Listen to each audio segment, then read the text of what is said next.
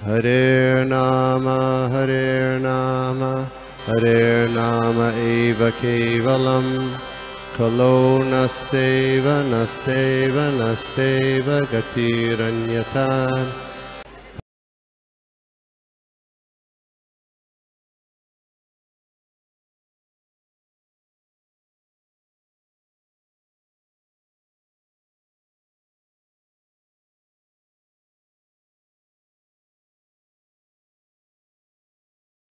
हरे कृष्णा। सभी को सुप्रभात, दंडवत प्रणाम सभी को। आइए आज श्रीमद् भागवतम का सत्र प्रारंभ करते हैं। ओम अज्ञानतिमिरान्धस्य ज्ञानाञ्जनशलाकया चक्षुरुन्मिलितं येन तस्मै श्रीगुरुवे नमः। श्रीचैतन्यमनोभीष्टं स्थापितं येन भूतले स्वयं रूपं गदामह्यं ददाति स्वपदान्तिकं। वन्देऽहं श्रीगुरु श्रीयुक्तकमलं श्रीगुरून् वैष्णवांश्च श्रीरूपं साग्रजातं सगण रघुनाथान्वितं तं सजीवं साद्वैतं सावधूतं परिजनसहितं कृष्ण चैतन्यदेवं श्रीराधा कृष्णपादान् सगण ललिता श्रीविशाखान्वितं च। हे कृष्णा करुणा सिंधु दीनबंधु जगतपते गोपेश गोपिका कांत राधा कांत नमोस्तुते। तप्त कांचन गौरांगी राधे वृंदावनेश्वरी वृषभानुसुते देवी प्रणमामि हरिप्रिये। वाञ्छाकल्पतरुभ्यश्च कृपा सिन्धुभ्यैव च पतितानां पावनेभ्यो वैष्णवेभ्यो नमो नमः। नमो विष्णुपादाय कृष्णप्रेष्ठाय भूतले श्रीमते भक्तिवेदांत स्वामिनिति नामिने। नमस्ते सारस्वते देवे गौरवाणी प्रचारिणे निर्विशेष शून्यवादी पाश्चात्य देशतारिणे।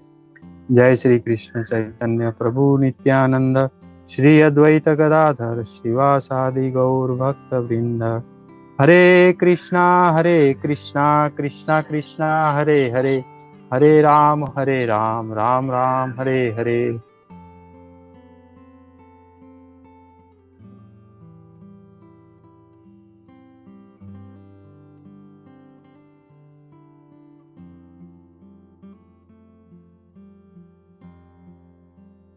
ओम नमो भगवते वासुदेवाय। ओम नमो भगवते वासुदेवाय। ओम नमो भगवते वासुदेवाय।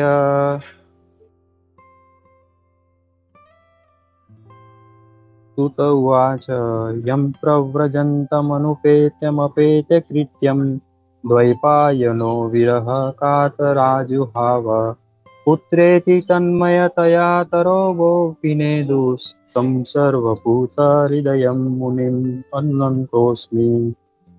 यस्वानुभावमखिलश्रुतिसारमेकम् आध्यात्मदीपम् अतितीर्षितं तमोऽन्धं संसारिणां करुणयः पुराणगुह्यं तं व्याससूनम् उपयामि गुरुं मुनीनां। नारायणं नमस्कृत्यं नरं चैव नरोत्तमं देवीं सरस्वतीं व्यासं ततो जयमुदीरये। नष्टप्रायेषु अभद्रेषु नित्यं भागवत सेवया भगवती उत्तमश्लोके भक्तिर्भवती नैष्ठकी। हरे कृष्णा। श्रीमद् भागवतम स्कंद 3 अध्याय 11 calculation of time from the atom. श्लोक संख्या 1 2 3 4। श्लोक 1। मैत्रेय उवाच चरमः सद्विशेषम् अनेको असंयुतः सदा परमानुसविज्ञेयो नृणाम् ऐक्यभ्रमो यतः।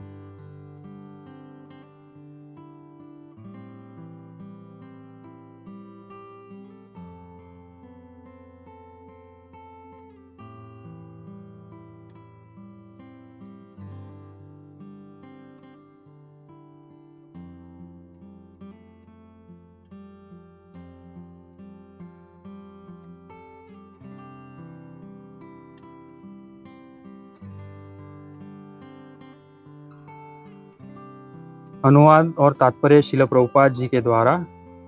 भौतिक अभिव्यक्ति का अंतिम कण जो कि अविभाज्य है और शरीर रूप में निरूपित नहीं हुआ हो, परमाणु कहलाता है। यह सदैव अदृश्य सत्ता के रूप में विद्यमान रहता है, यहाँ तक कि समस्त रूपों के विलीनीकरण लय के बाद भी भौतिक देह ऐसे परमाणुओं का संयोजन ही तो होता है, किंतु सामान्य मनुष्य ऐसे इसे गलत ढंग से समझता है। श्रीमद् तात्पर्य श्रील प्रभुपाद के द्वारा। जय श्रील प्रभुपाद। श्रीमद् भागवतम का परमाणु संबंधी विवरण परमाणुवाद के आधुनिक विज्ञान जैसा ही है। इसका और अधिक वर्णन कण के परमाणुवाद में पाया जाता है। आधुनिक विज्ञान में भी परमाणु को अनंतिम अविभाज्य कण माना जाता है, जिससे यह ब्रह्मांड बना हुआ है। श्रीमद् भागवतम ज्ञान के समस्त वर्णनों की पूर्ण पाठ्य पुस्तक है, जिसमें परमाणुवाद भी सम्मिलित है। परमाणु साक्षात काल का क्षुद्र सूक्ष्म रूप है।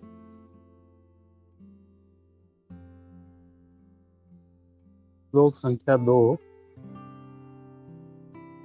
सत एव पदार्थस्य स्वरूप पावस्थितस्य यत् कैवल्यं परमा महान् अविशेषो निरन्तरः।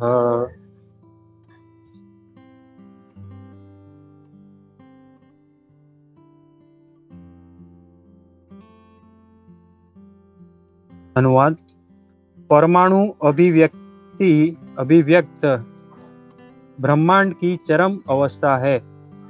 परमाणु अभिव्यक्त ब्रह्मांड की चरम अवस्था है जब वे विभिन्न शरीरों का निर्माण किए बिना अपने ही रूपों में रहते हैं, तो वे असीमित एकत्व कैवल्य कहलाते हैं।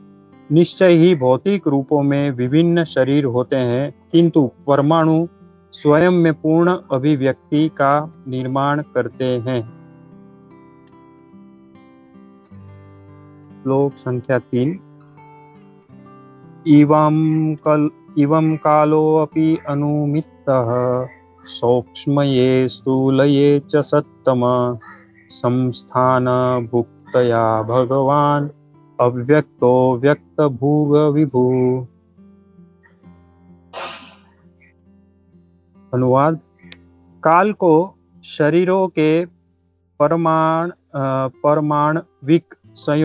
परमाण्विक संयोग की गतिशीलता के द्वारा मापा जा सकता है।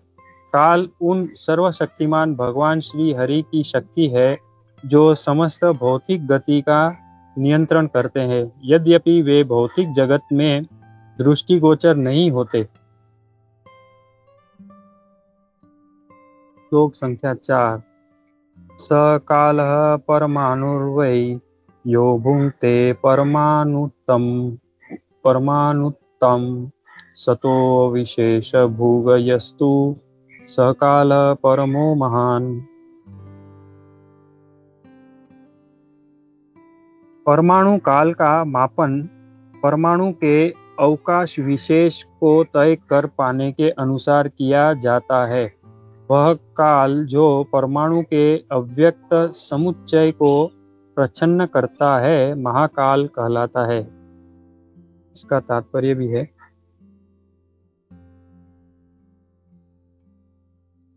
तात्पर्य श्रील प्रभुपाद जी के द्वारा। काल तथा अवकाश दिक दो संबंधी पद है। अणुओं के कुछ अवकाश को तय करने के रूप में काल मापा जाता है। मानक काल की गणना सूर्य की गति के अनुसार की जाती है। एक परमाणु को पार करने में सूर्य जितना काल लेता है, वह परमाणु काल के रूप में परिगणित किया जाता है। सबसे महान काल अद्वैत अभिव्यक्ति के समग्र अस्तित्व को व्यक्त करता है। सारे ग्रह चक्कर लगाते हैं और आकाश को तय करते हैं, और अवकाश परमाणुओं के संदर्भ में गिना जाता है। प्रत्येक ग्रह की चक्कर लगाने की अपनी विशिष्ट कक्षा होती है, जिसमें वह बिना इधर उधर हटे गति करता है। इस तरह सूर्य की अपनी कक्षा है। प्रकृति के सृजन, पालन तथा संहार के काल की संपूर्ण गणना समस्त ग्रहों की गति की गणना के आधार पर तब तक की जाती है जब तक कि सृष्टि का अंत नहीं हो जाता। इसे परम काल कहते हैं।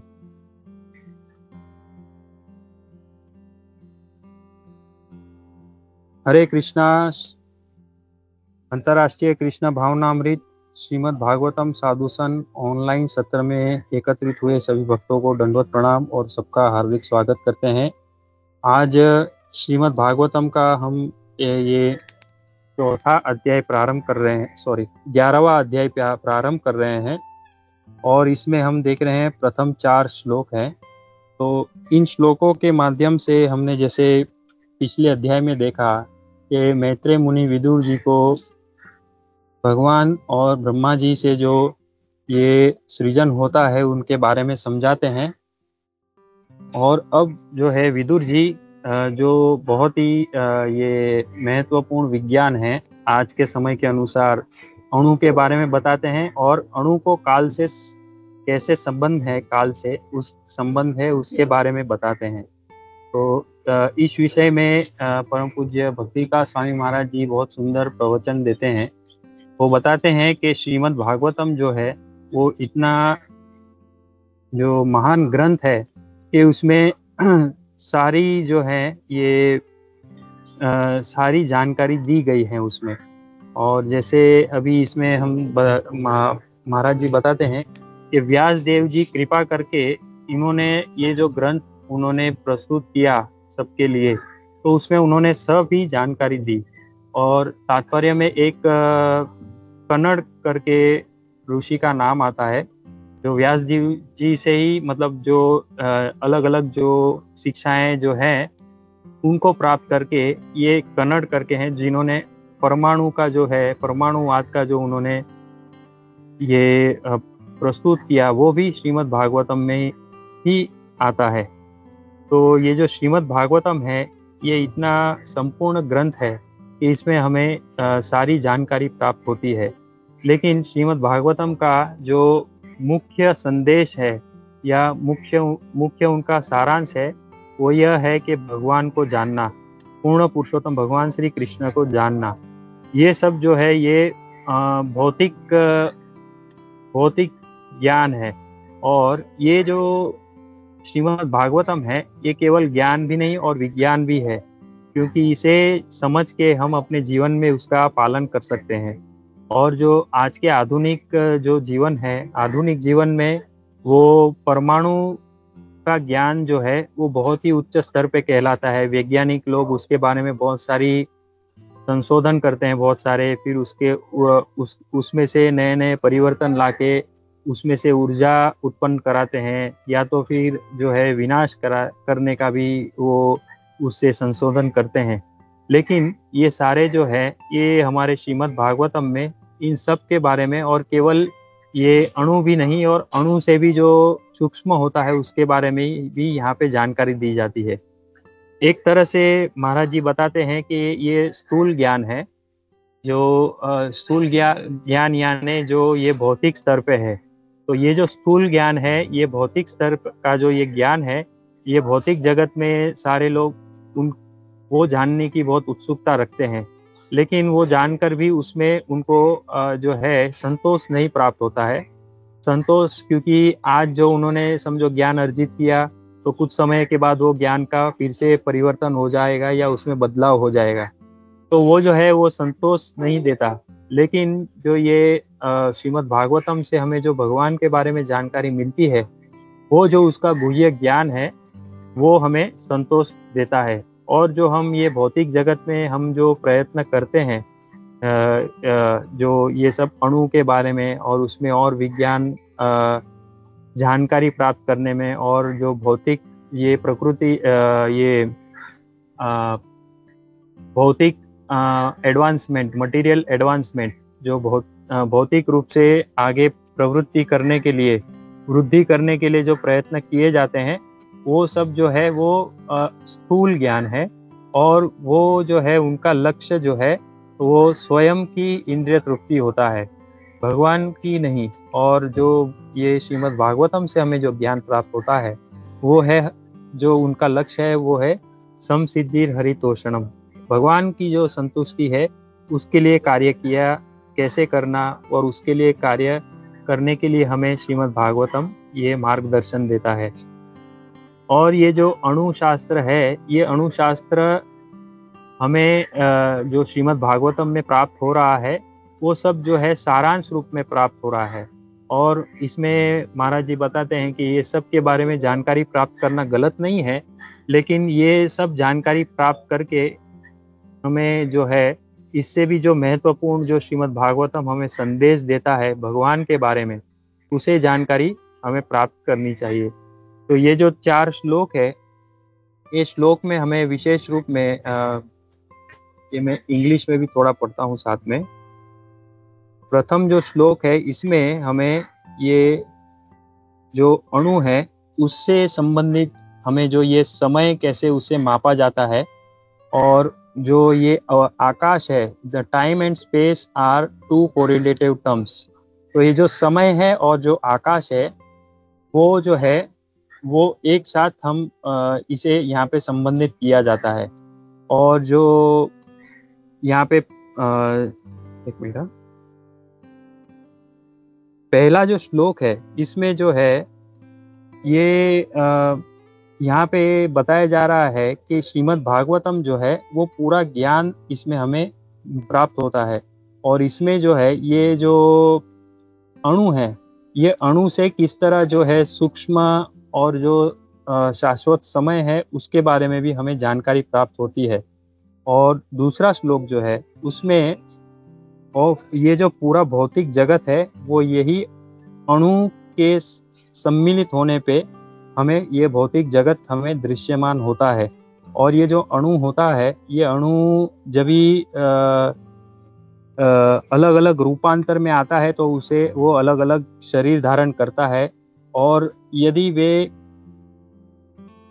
अगर वे अपने ही जो अलग अलग शरीर धारण नहीं करते और वे अपने ही रूप में अणु के रूप में रहते हैं तो उसे यहाँ पे एक कैवल्य ज्ञान के रूप में बताया जाता है, जो सब लोग एक हो जाते हैं उसे।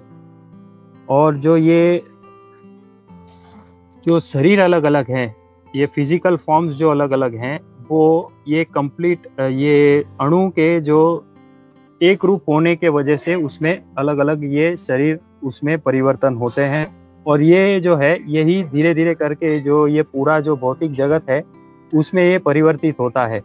तो ये एक कैसे हम समझे, एक तरह से ये अणु जो है एटम, ये विज्ञान में हमने देखा होगा एटम करके छोटा होता है पार्टिकल, और वो अलग अलग एटम जो होता है वो ऐसा सम्मिलित होता है तो उससे एक जो है एक बड़ा वो बनता है, बड़ा एटम बनता है। तो इसमें एक बार हिज ग्रेस राधेश्याम प्रभु जी समझाते हैं कि ये जिस तरह से उनका जो एक होना होता है उसमें एक ही अणु जो होता है और उसमें वो अलग अलग पार्टिकल के रूप में वो, यदि उसका एक एटम इस तरफ आया है और एक एटम इस तरफ है और एक एटम इस तरफ है, तो उस तरह का जो त्रिकोण बनता है तो उससे जो है वही कार्बन का एटम से वो जो होता है वो एक हीरा बनता है।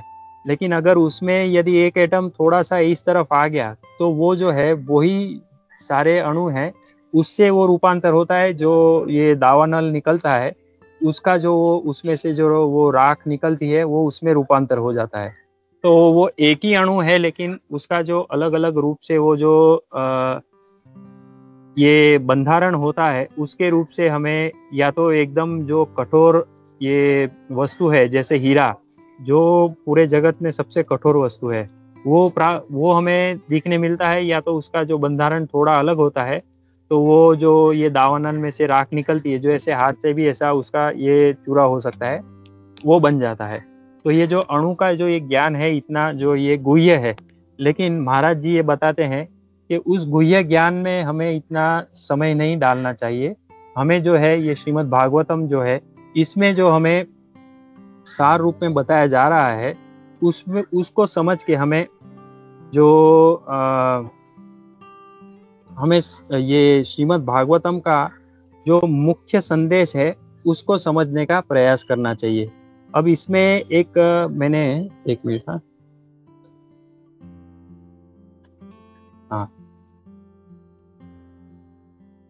हाँ श्रीमद् भागवतम में से कुछ ऐसे ये देख रहा था, तो उसमें से ये श्लोक है विकार श्रीमद् भागवतम 12 स्कंद का 4 अध्याय 29वां श्लोक। विकारः ध्यायमानो अपि प्रत्यग आत्मानाम् अंतरा न निरूपयो अस्ति अनुरपि स्याच चेच चित सम आत्मवत्। इसका अनुवाद इस प्रकार है, Although perceived, the transformation of even a single atom of material nature has no ultimate definition without reference to the Supreme Soul. To be accepted as factually existing, something must possess the same quality as pure spirit, eternal, unchanging existence. तो यहाँ पे सार रूप में हमें प्रभुपाद जी ये समझा रहे श्लोक से कि ये जो अणु का जो एक अणु है वो जो है ये भौतिक प्रकृति में जो ये एक अणु का जो परिवर्तन होता है वो जो है वो बिना ये परमात्मा सुप्रीम सोल ये जो है पूर्ण पुरुषोत्तम भगवान जो है वो परमात्मा स्वरूप उसमें भी विराजित है और उसकी उपस्थिति के वजह से ही उसमें जो है हमें गुण दिखता है, जैसे शुद्ध जो ये शुद्ध स्पिरिट है उसका, और उसका जो गुण है वो है शाश्वत जिसमें परिवर्तन नहीं होता है और वो नित्य रहता है। तो ये जो एक प्रकार का जो वो भगवान से संबंधित होता है अणु, तब हमें जाके उसमें से ये दिखने मिलता है। तात्पर्य में प्रभुपाद जी समझाते हैं, A mirage of water appearing in the desert is actually a manifestation of light. The false appearance of water is a specific transformation of light. और ये जो हम देखते हैं कि एक रण प्रदेश में एक मृग जल जो कहा जाता है जो वो दिखने मिलता है, वो एक तरह से ये प्रकाश का ही एक तरह से उसमें रूपांतर होता है। और जो ये मतलब बताया जाता है कि वो जो ये गलत रूप से जो उसमें यदि हम सरोवर का वो जैसे दिखता है, लेकिन वो वास्तविक रूप से वो एक प्रकाश का ही रूपांतर है। और आगे बताते हैं, that which falsely appears as independent material nature is similarly a transformation of the supreme personality of Godhead. Material nature is the external potency of the Lord. तो यहाँ पे जो ये हमें जो गलत रूप से जो दिख रहा है वो रूपांतर के जो ये उदाहरण से प्रभुपाद जी समझाते हैं कि जो ये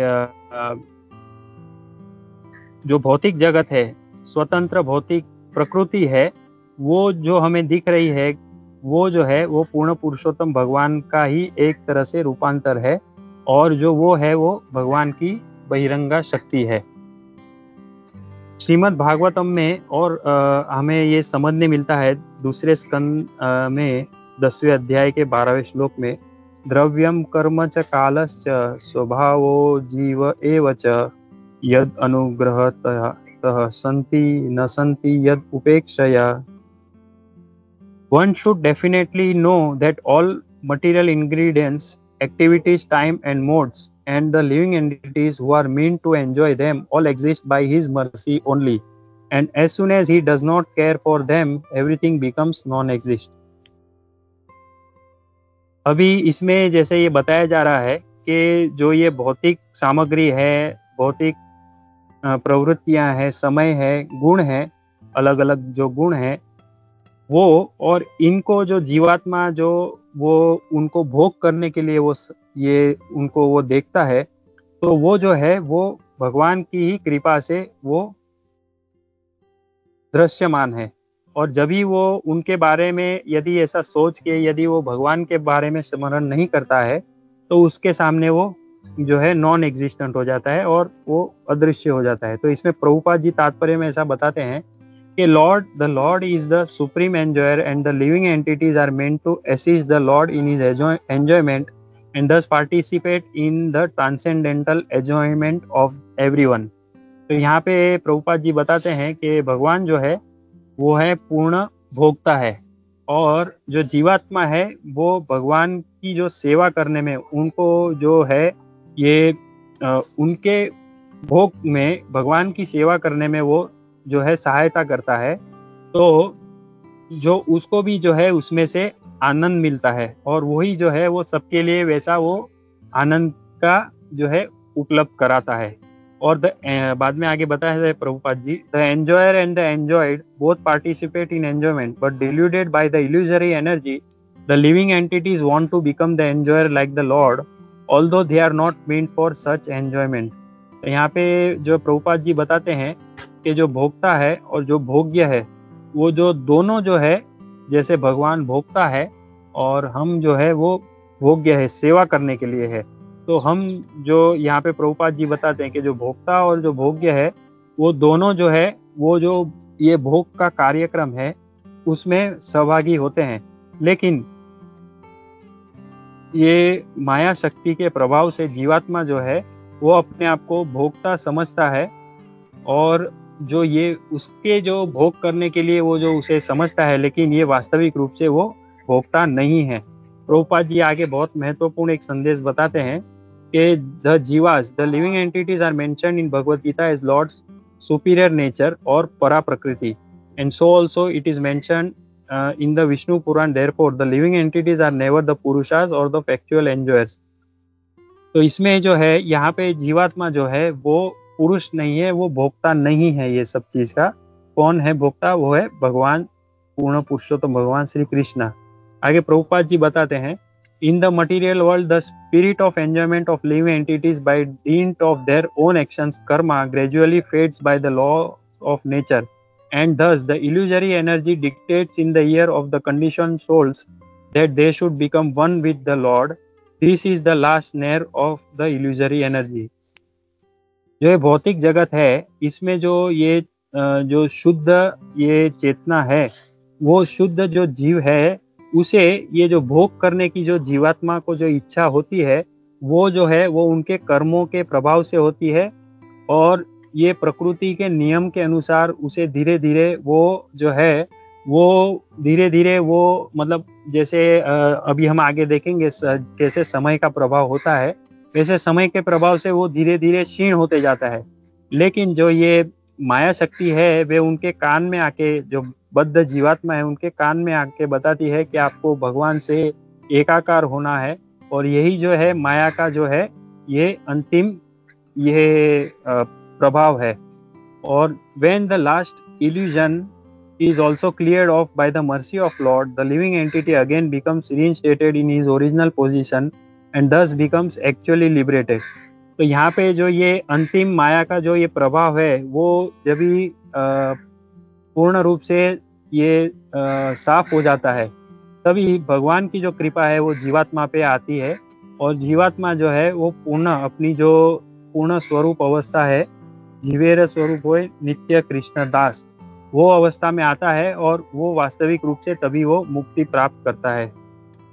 आगे भगवान जो है ये जो वृत्तासुर और जो इंद्र में युद्ध चल रहा है उसमें एक बहुत अच्छा प्रभुपाद जी बताते हैं, वो हम देखते हैं। ये श्लोक है, इसमें बताते हैं, लोक सपाल यस्ये में स्वसंति विवशा वसे द्विज इव सीच बद्धा सकाल इह कारणम। तो यहाँ पे प्रभुपाद जी बताते हैं, all living beings in all planets of this universe including the presiding deities of all the planets are fully under the control of the Lord.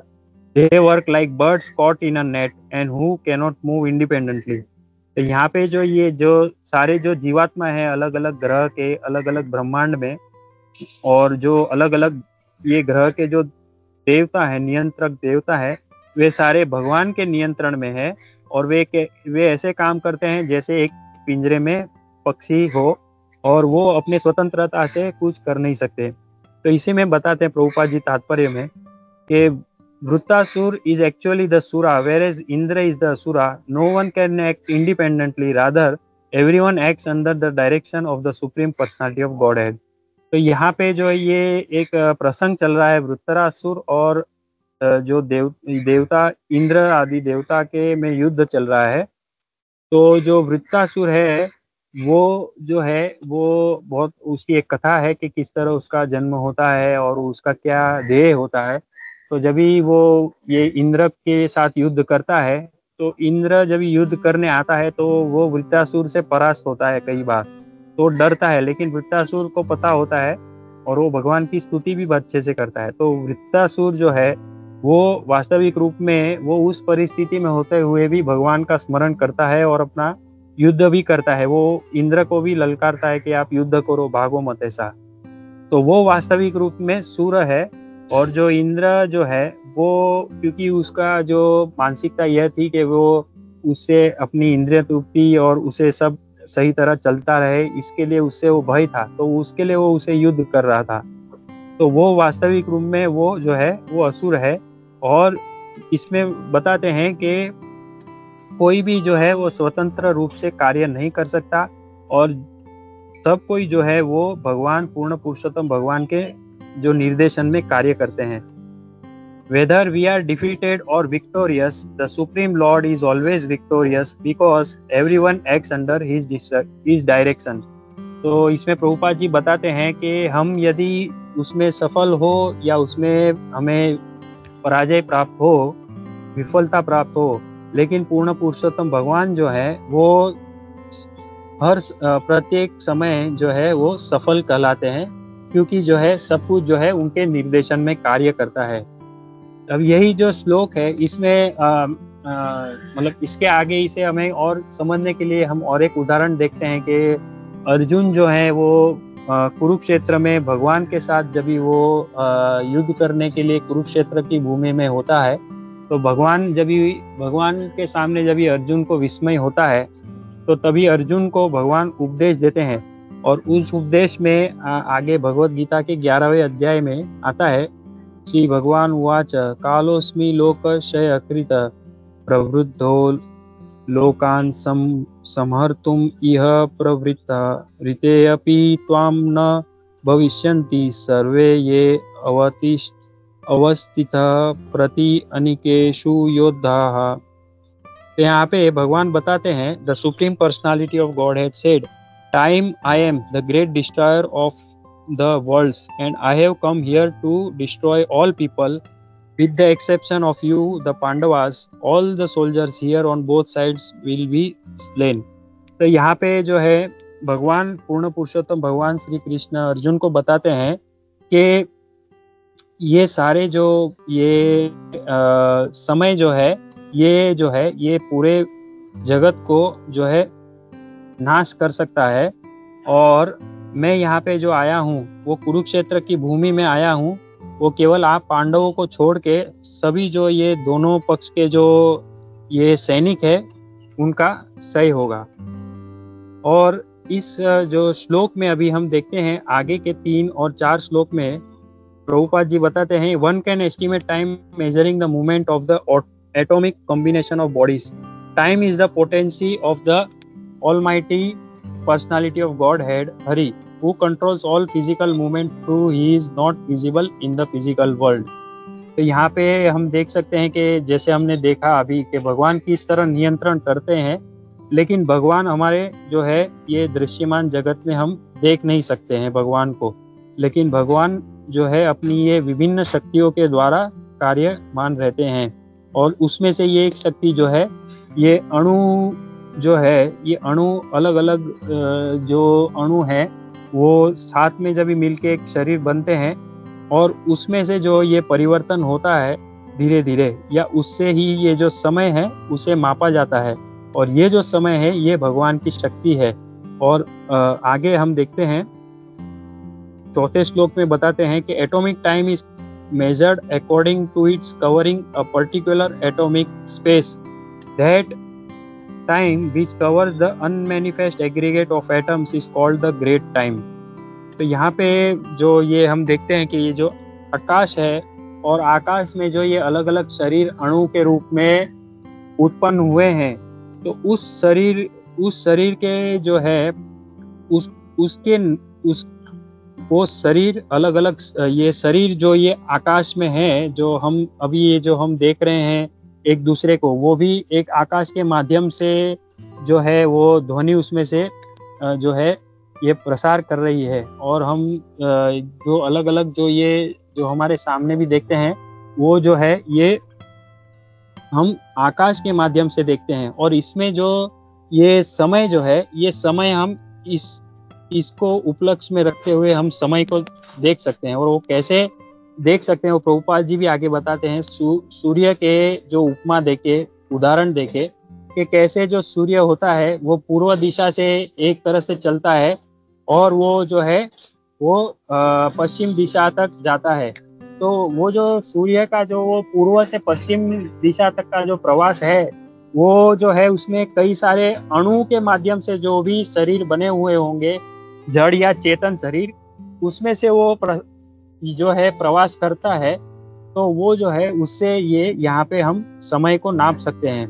और यहाँ पे तो तात्पर्य में प्रभुपाद जी बताते हैं कि the greatest time of all covers the entire existence of the non dual manifestation. All the planets rotate and cover space and space is calculated in terms of atoms.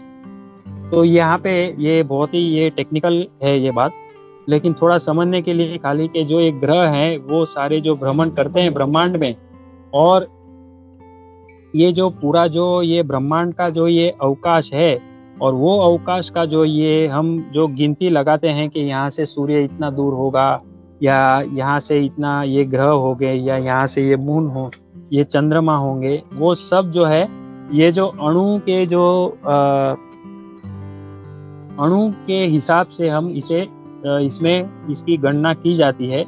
और इस planet has its particular orbit for rotating in which it moves without deviation. तो ये कैसे हो समझ सकते हैं कि जैसे ये पृथ्वी में दिन और रात होती है, तो वो जो है पृथ्वी और उसमें जैसे अलग अलग ग्रह है, उसका एक जो है वो ग्रह चलने का एक जो ये समय होता है, और जिसके आधार से सारे जो है ग्रह के जो स्थिति को समझा जाता है। और ये सारे जो ग्रह की स्थिति है वो जो है उससे हम ये समय का उसमें से अनुमान लगा सकते हैं। और the complete calculation of the time creation, maintenance and dissolution measured in terms of the circulation of total planetary systems until the end of creation is known as the supreme काल। तो ये जो ग्रह मंडल जो है इसमें जो परिवर्तन होता है और इसकी जो गणना है, वो गणना जो उसका जो सृजन होता है, उसका पालन होता है, और उसका जब संहार होता है, वो जो है वो पूरा जो ये ग्रह मंडल की जो ये स्थिति है, वो जब तक उसका प्रलय हो जाता है तब तक का जो वो ये समय है उसे यहाँ पे सुप्रीम काल यानी जो है पूर्ण काल के रूप में कहा जाता है। यहाँ पे काल उसमें जो इसके बारे में बताया जा रहा है वो हम इस तरह समझ सकते हैं। अब इसमें एक उदाहरण आता है श्रीमद् भागवतम में भीष्म पितामह का, कि भीष्म पितामह जब भी बाण शैया पे थे और तभी युधिष्ठिर महाराज जब भी थोड़े से दुखी हो गए थे और वे भी विस्मित हो गए थे, तो उनको भगवान ने तो उनको प्रेरणा दी, लेकिन साथ में भगवान ने परमात्मा रूप में उनके हृदय में जाके ये भी बताया कि आप भगवान की बात मत सुनो। तो वो फिर उनको लेके युधिष्ठिर जी को लेके और सारे जो अलग अलग राजा हैं उन सबको लेके वे जो है भीष्म पितामह के पास जाते हैं। तो भीष्म पितामह जब भी वहाँ पे ये सारा उनको ज्ञान देते हैं और भगवान की भी सुंदर स्तुति करते हैं, और फिर भीष्म पितामह जो है वो समय तभी आता है, वो उत्तरायण का समय आता है। तो उस समय में वे जो है वो अपने जो ये शरीर का त्याग करते हैं। तो उस समय को ऐसे प्रभुपाद जी तात्पर्य में वहाँ पे बताते हैं कि वो जो समय है वो योगियों के लिए सर्वश्रेष्ठ समय है, और वे जो है वे ये काल ये जो ऐसा जो ये समय है उसको वे ये पसंद करते हैं, और वे पसंद करके वो जो है उस काल से जो है वे उस जो समय है जैसे उत्तरायण समय आया तो वैसा समय को वो पसंद करके वे अपने जीवन मतलब ये भौतिक जगत को वो छोड़ के भौतिक शरीर को छोड़ के वे जाते हैं। एक तो ये सब हमें कैसे समझना चाहिए ये इसके बारे में परम पूज्य भक्ति का स्वामी महाराज जी बताते हैं। मैं अंत में वो एक बता के मेरी वाणी को विराम देता हूँ कि महाराज जी बताते हैं कि ये जो श्रीमद् भागवतम का जो ज्ञान है, वो ज्ञान जो है वो कोई एक विकल्प नहीं है, कि ये कोई एक चॉइस नहीं है कि ये है तो ये ले लो या तो वो है तो वो ले लो। ये जो है ये मतलब ये हमारे लिए अनिवार्य है। मतलब महाराज जी ऐसा उसमें एक दृष्टांत देते हैं, यदि किसी व्यक्ति को ऐसे कहा जाए कि आपको 1 करोड़ रुपए दिए जाते हैं एक हाथ में और दूसरे हाथ में आपको हम गोली मार देंगे, तो आपको क्या करना है? तो उसमें वो सोचेगा नहीं कि मुझे मैं गोली लूँ या वो 1 करोड़ रुपया लूँ। तो उसी तरह ये जो श्रीमद् भागवतम से हमें जो ये कृष्ण भावनामृत जो प्राप्त हुआ है, वो कृष्ण भावनामृत जो है ये ज्ञान और जो कृष्ण भावनामृत आंदोलन है, वो कोई ऐसा ये विज्ञान, ये कोई विकल्प नहीं है। ये हमारे जो है हमारे लिए ये सबसे सर्वोत्तम ये है उपाय है कि हम ये भौतिक जगत को जो है अच्छी तरह समझ के और इसमें से हम कैसे हम ऐसे सही समय पे जो जैसे भीष्म पितामह ने भगवान की सामने रह के भगवान का स्मरण करते हुए उन्होंने अपने शरीर को त्याग किया अच्छे समय में, हम भी वैसे जो है अपने जो ये समय का सही उपयोग करके हम भगवान को प्राप्त कर सकें। हरे कृष्णा, दंडवत प्रणाम। मुझसे त्रुटि हुई हो तो प्लीज क्षमा कीजिएगा। हरे कृष्णा, श्रील प्रभुपाद जी की जय। हरे कृष्णा कृष्णा कृष्णा हरे हरे, हरे राम राम राम हरे हरे।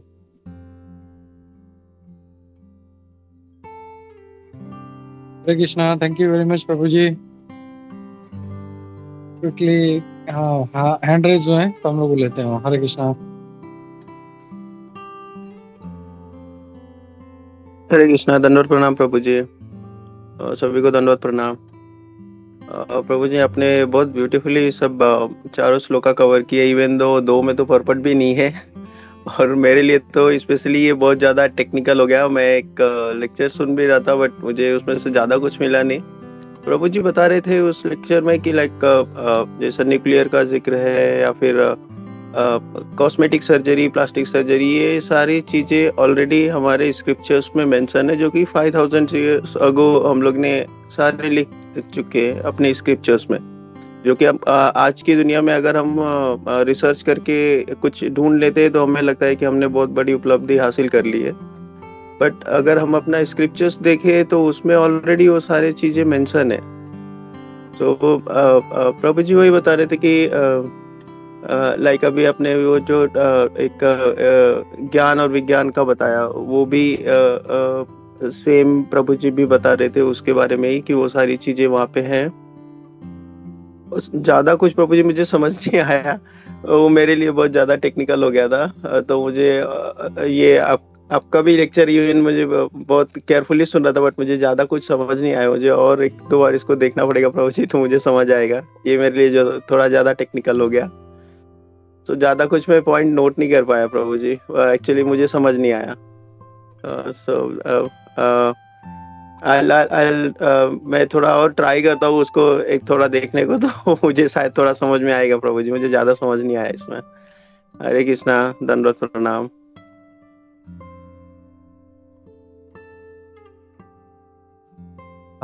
हरे कृष्णा अमित प्रभु, क्षमा चाहता हूँ अगर मैं बराबर से नहीं समझा पाया या वैसे नहीं, ये प्रभु जी, विषय तो बहुत सारे एग्जांपल्स के थ्रू समझाया। जो प्रभु जी मैंने जो लेक्चर देखा उसमें मुझे ज्यादा समझ नहीं आया। मैं कह रहा हूँ आपने तो बहुत सारे एग्जांपल्स के साथ आपने बहुत ब्यूटीफुली एक्सप्लेन किया प्रभु जी। सॉरी प्रभु जी, एक्चुअली श्लोक ये जो है ये सब थोड़ा टेक्निकल है और एक साथ इतना सारा श्लोक भी एक साथ होता है तो सबको सम्मिलित करके उसको थोड़े समय में प्रस्तुत करना ये भी एक चैलेंज है। तो प्रयास कर रहा था जो भी सुना या उसमें से जो भी कल जो भी ऐसा ये अध्ययन किया उसमें से, तो ये सॉरी अगर कुछ ऐसा है तो। हरे कृष्ण। नहीं प्रभु जी, आपने बहुत ब्यूटीफुली एक्सप्लेन किया और आपने मल्टीपल एग्जांपल्स भी दिए, सो उससे थोड़ा सा मुझे क्लियर हुआ। मैं बोल रहा था जो मैंने लेक्चर सुना वो एक्चुअली प्योर टेक्निकल था, तो मुझे उसमें से ज्यादा कुछ पॉइंट्स नोट करने नहीं मिला प्रभु जी। हरे कृष्णा, दंडवत प्रणाम। जी प्रभु जी, हरे कृष्णा, दंडवत प्रणाम।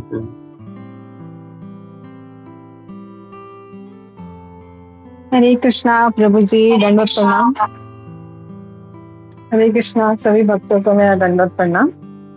Prabhu ji, thank you for class. I want to share some realization point that you have explained in this class.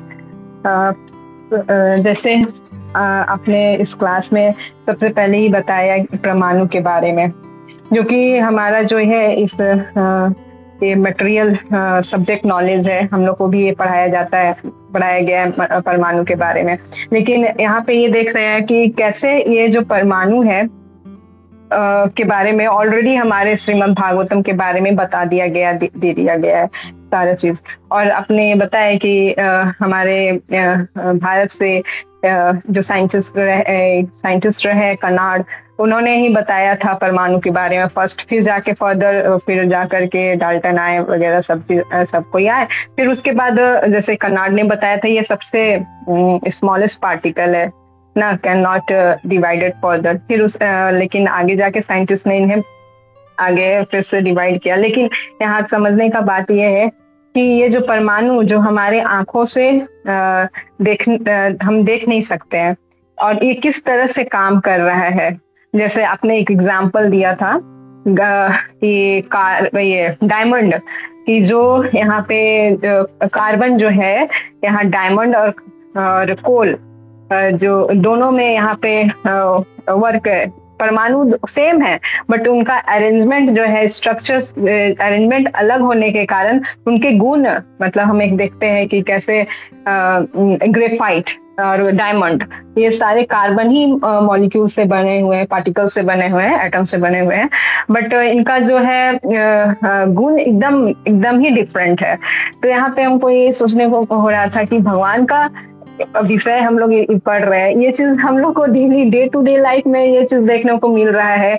और इस कि कितना मतलब ये जो होता है ना, सब्टल तरीके से भगवान का एनर्जी यहाँ पे वर्क कर रहा है, और उस चीज को हम लोग यहाँ पे अपने शास्त्र के माध्यम से उसको समझने का कोशिश कर रहे हैं। जैसे कभी हम जब हमें पता चला था, मेरे को पता चला था कि भगवान का मटेरियल एनर्जी होता है, स्पिरिचुअल एनर्जी होता है, तो मतलब हमको ऐसा लगता था कि भगवान ही हम लोग के साथ ऐसा मटेरियल एनर्जी मतलब बुरा करना चाहते हैं, हमारे साथ बुरा होता है ऐसा, या फिर मटेरियल एनर्जी के संपर्क में आकर के हम ये करते हैं, सेंस ग्रेटिफिकेशन करते हैं।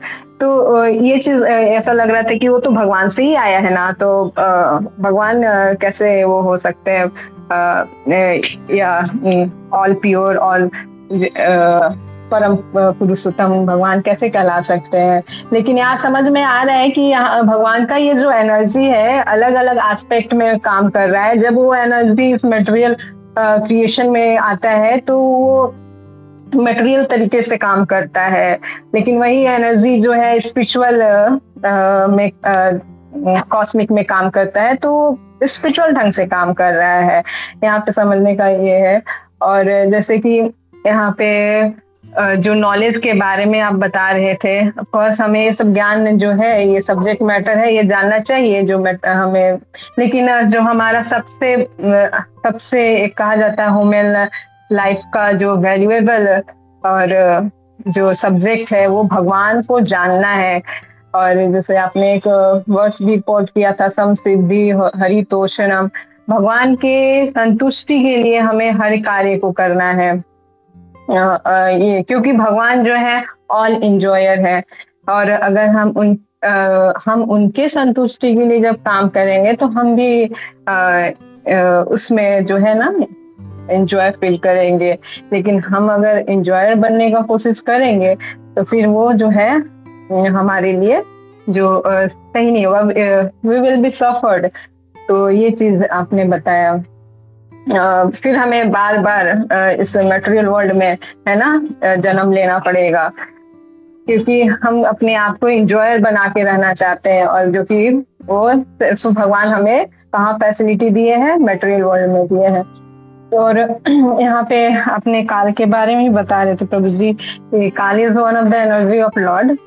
जैसे कि जनरल प्रीवियस क्लास में भी हमें बताया गया था काल के बारे में, काल is the energy of the Lord, और वो किस तरह से काम कर रहे हैं। जैसे आपने ये भी बताया था कि भीष्म पितामह जो है एक पर्टिकुलर टाइम देख करके वो अपना शरीर को त्यागना चाह रहे थे। और हमें भगवत गीता में भी पढ़ाया गया है कि जो लोग ऑस्पिशियस टाइम जो होता है ना, उस ऑस्पिशियस टाइम में अगर वो अपने शरीर को गिव अप करते हैं तो दे गेट लिबरेशन। लेकिन यहाँ पे ये कृष्णा कॉन्शियस भक्त के बारे में बताया गया, जो कृष्णा कॉन्शियस भक्त होते हैं उनको ये सब का जरूरत नहीं होता है, वो किसी भी टाइम में और सर्कमस्टेंसेस में शरीर को त्याग सकते हैं। और ये बताया गया था। Thank you for class Prabhu ji. Hare Krishna, दंडवत प्रणाम सभी को। तो will stop here. Thank you ji Pawan Prabhu ji. और किसी ने हाथ उठाया है, मेघा ने, ये पहले का है शायद। ओके, तो हम लोग रुकते हैं यहाँ पे और नरसिंह आरती लेते हैं। हरे कृष्णा जी पवन प्रभु। ग्रंथराज श्रीमद् भागवतम की जय, शिल प्रभुपाद की जय, इस्कॉन गुरु वृंद की जय। हरे कृष्णा।